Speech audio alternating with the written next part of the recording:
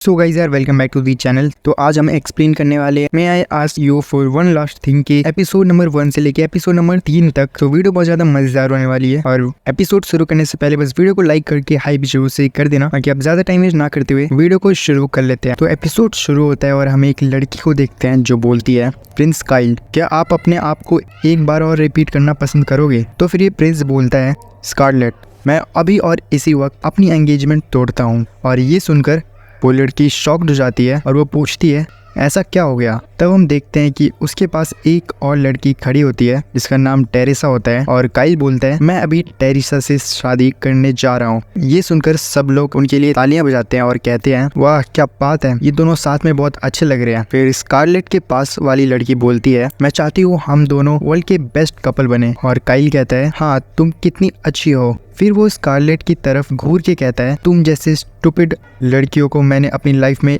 नहीं देखा, तुमने मेरी लाइफ बर्बाद कर दी। फिर स्कारलेट बोलती है, प्रिंस काइल, आप चाहे भी तो हमारी एंगेजमेंट कैंसिल नहीं कर सकते। पर काइल कहता है, नहीं मैं कर सकता हूँ, ये मेरी मर्जी है। वो स्कारलेट को अक्यूज़ करता है कि उसने टेरेसा को स्कूल में बुली किया, उसके नोट्स फाड़े और उसे स्टेयर से धकेलने की कोशिश की। ये सुनकर लोग स्कारलेट के खिलाफ बोलने लगते हैं, पर स्कारलेट कहती है, मुझे तो याद भी नहीं कि मैंने कभी टेरेसा से मुलाकात भी हुई है। काइल गुस्सा होकर बोलता है, बस अब तुम मेरे क्राइम्स अनाउंस सुनो। स्कारलेट कहती है, ठीक है, मैं एंगेजमेंट ब्रेक एक्सेप्ट करती हूँ, पर क्या आप मेरी एक बात सुनोगे? काइल कहता है, तुम विलन हो, तुम्हें कुछ कहने का हक नहीं। लेकिन फिर टेरेसा बोलती है, काइल एक चांस दे दो। और फिर स्कारलेट बोलती है, अब जब आपने मुझे विलन डिक्लेयर कर ही दिया है तो मेरी एक रिक्वेस्ट है, मैं इस लड़की के कान के पास एक झापड़ लगाना चाहती हूँ। और ये सुन के सभी लोग शॉक हो जाते हैं और जैसे ही वो टेरेसा को पंच करने वाली होती है, सीन फ्लैशबैक में चला जाता है। स्कारलेट बचपन में अपने भाई के सामने होती है और उसका भाई कहता है, तुमने उस बच्चे को क्यों मारा? स्कारलेट कहती है, उसने पहले गलती की थी। उसका भाई कहता है, तुम्हें अपने गुस्से पे कंट्रोल करना होगा। फिर सीन शिफ्ट होता है एक पार्टी में। काइल स्कारलेट से मिलता है पहली बार और बोलता है, तुम्हारा नाम क्या है? और जब वो अपना फुल इंट्रोडक्शन देती है तो काइल कहता है, मैंने सिर्फ नाम पूछा था, तुम्हारा पूरा घराना नहीं। स्कारलेट सोचती है, ये कौन सा गधा है? तब काइल बताता है कि वो रियल्म का सेकंड प्रिंस है और कहता है, आज से तुम मेरी स्लेव हो। बाद में वो स्कारलेट को बुली करता है और स्कारलेट के फादर भी कुछ नहीं कर पाते। जब स्कारलेट 15 साल की होती है, वो रॉयल एकेडमी में जाती है जहाँ काइल फिर उसे तंग करता है। एक दिन टेस्ट में स्कारलेट फर्स्ट आती है और काइल फेल हो जाता है, तो वो जेलस हो जाता है और कहता है, तुम्हारे ये सिल्वर बाल मुझे पसंद नहीं, मैं इन्हें काट दूंगा। तभी जूलियस, जो कि काइल का बड़ा भाई है, वो आता है और उसे रोकता है और वो कहता है, तुम गलत कर रहे हो। जूलियस स्कारलेट को बचाता है। स्कारलेट थैंकफुल होती है। जूलियस सबका फेवरेट होता है, जबकि काइल सबसे लड़ता रहता है। जूलियस और स्कारलेट के बीच अब दोस्ती शुरू हो जाती है। वो स्कारलेट को टीज करता है और वो कहता है कि तुम सबसे ज्यादा इंटरेस्टिंग हो, और फिर मजाक मजाक में उसे प्रपोज भी कर देता है, लेकिन स्कारलेट उसकी रिक्वेस्ट को मना कर देती है। फिर सीन वापस प्रेजेंट में आता है। स्कारलेट टेरेसा को जोर से एक थप्पड़ मारती है और कहती है, थैंक यू, इतने सालों का गुस्सा फाइनली निकल गया। फिर वो वहाँ खड़े सभी लोगों को कहती है, तुम लोग भी इस प्रिंस के साथ थे जब इसने मुझे तंग किया था और तुमने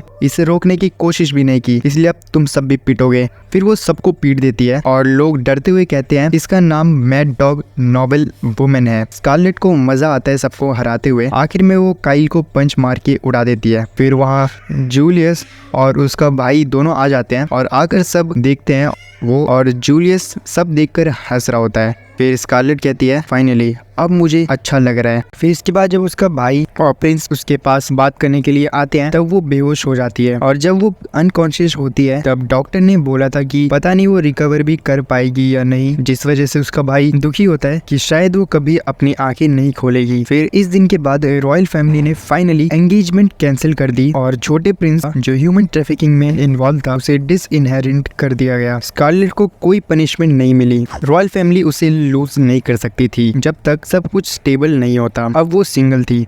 बाहर उसकी फेम बढ़ने लगी। लोग कहते थे एक यंग वुमेन ने सिर्फ अपने हाथों से कुछ करप्ट नोबल्स को हरा दिया। उसका नाम पड़ा ब्लडी लेडी। पर जिन लोगों को अरेस्ट किया गया उनमें से कई रॉयल काउंसिल के मेंबर्स थे। अब बड़े चेंजेस आने वाले थे। प्राइम मिनिस्टर को भी पनिश करना जरूरी था और शक था कि कोई शैडो में छुपा हुआ इंसान प्रिंस को मैनिपुलेट कर रहा था। इसी से करप्शन के खिलाफ एक प्लान बना जिसे एग्जीक्यूट करने के लिए इंटेलिजेंस सर्विस फॉर्म की गई जो उस रिच को अरेस्ट करता है। वही अंडरकवर एजेंट था। स्कारलेट ने अपनी एक्शंस के लिए अपॉलजी दी। उसका इंटेंशन था उसे मारना, पर आखिर में बस एक हल्का सा थप्पड़ मारा। उसने कहा कि उस आदमी ने कई बार मदद बढ़ाई तो उससे कोई ग्रज नहीं था। अब उसकी आजादी का दिन आ गया था, लेकिन उसे अब भी डाउट था कि प्राइम मिनिस्टर ही मास्टरमाइंड नहीं था। फिर पता चला कि उसने ही उस मेड को स्कारलेट को एलिमिनेट करने भेजा था। सिर्फ उसके कपड़े वहाँ मिले। मिनिस्टर एक बीस्ट मैन था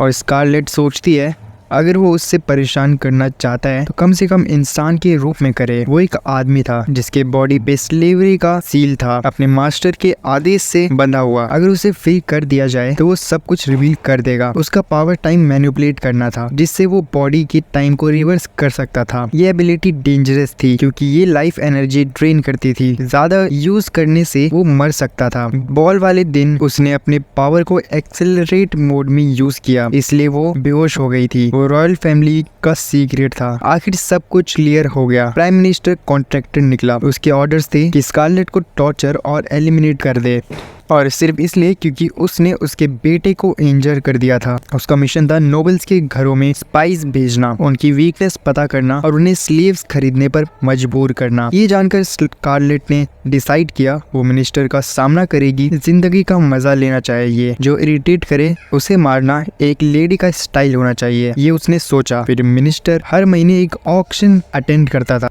और बढ़िया बात ये थी कि नेक्स्ट एक वीक में ही ऑक्शन होने वाला था। बीस्टमैन ने प्रॉमिस किया कि वो उसके साथ रिवेंज में मदद करेगा। अब ब्लॉन्ड प्रिंस ने उनकी पूरी बात सुनी और डिसाइड किया कि वो भी ज्वाइन करेगा। वो अकेला भी एक्ट कर सकता था, पर उसने सोसाइटी को क्लोजली देखने का डिसाइड किया। एकेडमी कंप्लीट करने के बाद उसे थ्रोन संभालना था और पैलेस से बाहर नहीं जा सकता था। तो फ्रीडम के दौरान वो नेशन का रियल स्टेट देखना चाहता था। डीप डाउन वो एंटरटेनमेंट भी नहीं छोड़ना चाहता था। फिर एक जगह उन्हें कुछ क्रिमिनल्स ने लूटने की कोशिश की, पर स्कारलेट ने उन्हें आसानी से हरा दिया। ब्लॉन्ड प्रिंस ने इंटरमीडियरी का एड्रेस भी निकाल दिया। तो वो खुद भी इंटरवीन नहीं करता, वो स्कारलेट का स्पेक्टिकल एंजॉय करता। अब प्लान था ऑक्शन में घुसने का। इन्वेस्टिगेशन करते करते स्कारलेट की मुलाकात लॉर्ड सैटन नाम के नोबल से होती है। वो जंक नाम के इंटरमीडियरी से मिलना चाहती थी, पर सैटन बोलता है कि एक डिस्टिंग्विश्ड लेडी को ऐसे लोगों से डील नहीं करना चाहिए। स्कारलेट समझ गई कि स्लेव ट्रेड और इलीगल डील्स ओपनली चल रही थी, एक ऐसे सिटी में जहां रॉयल गार्ड्स भी थे। उसने बोला कि वो सिर्फ स्लेव्स खरीदना नहीं चाहती बल्कि आने वाले ऑक्शन में पार्ट भी लेना चाहती है।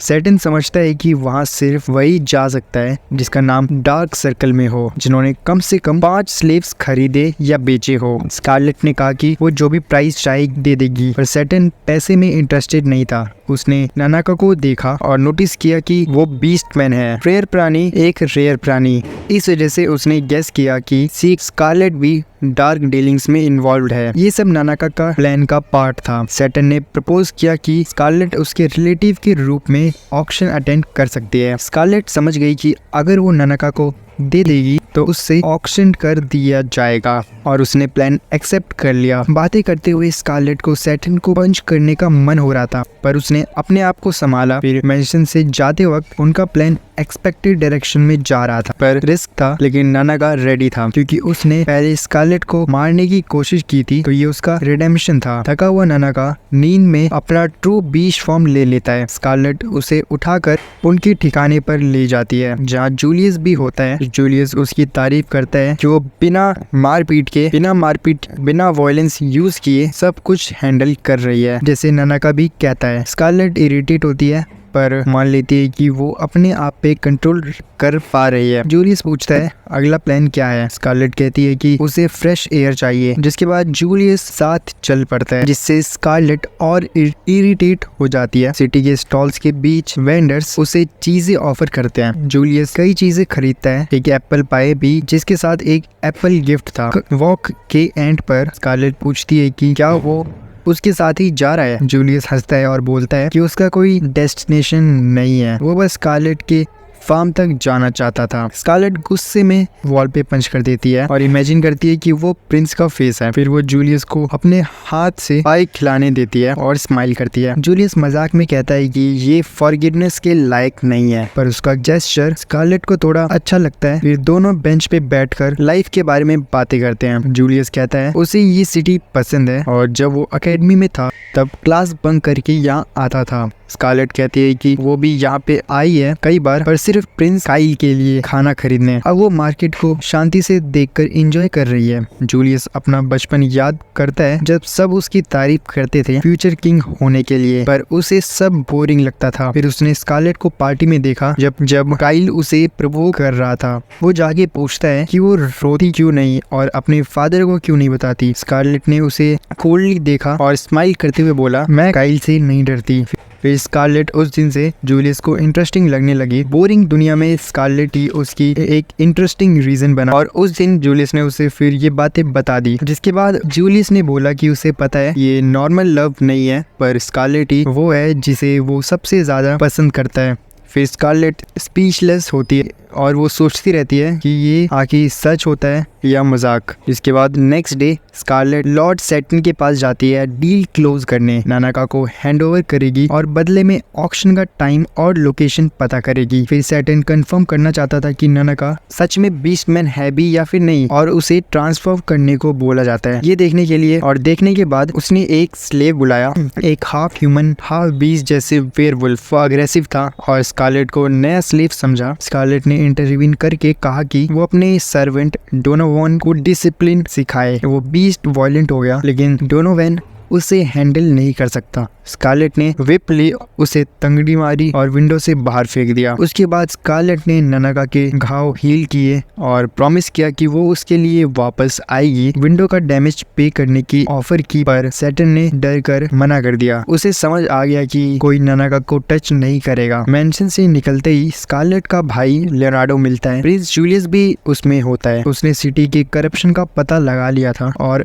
नाराज था। उन्होंने ऑक्शन की डेट कंफर्म कर ली। लियोनार्डो अपनी बहन को सेफ देखना चाहता था और रेपुटेशन प्रोटेक्ट करना चाहता था। स्कारलेट अपनी लाइफ के आइसोलेशन पे सोचने लगती है कैसे नोबल्स इतने करप्ट और शेमलेस हो सकते हैं। उससे ये अम्यूजिंग लगता है कि वो बड़े नोबल्स का फेस तोड़ सकती है बिना किसी रिजल्ट के, क्योंकि वो ड्यूक की बेटी है। जूलियस सभी विचारों पे अग्री करता है। लियोनार्डो बताता है कि गॉडविन खुद ऑक्शन कंडक्ट करेगा। इवेंट पास आने वाला था और उन्हें प्लान बनाना था। लियोनार्डो चाहता है कि स्कारलेट पैलेस वापस चले, पर वो मना करती है। ये उसका मिशन था। गॉडविन के वेनिश एम्पायर के साथ कनेक्शन होने के रूमर्स थे। एक एम्पायर जिसे किंगडम कभी वॉर में था। कहा जाता है कि गॉडविन का टाई है एक फैक्शन से जिसे फ्लाइंग ड्रैगन्स के लिए जाना जाता है, क्रिम्सन स्काई ड्रैगन। फिर सब गॉडविन के घर गए जहाँ वो स्कारलेट से नाराज था। उसकी स्लेवरी एक्सपोज करने पे वो बदला लेना चाहता था। उसने वेनिश एम्पायर के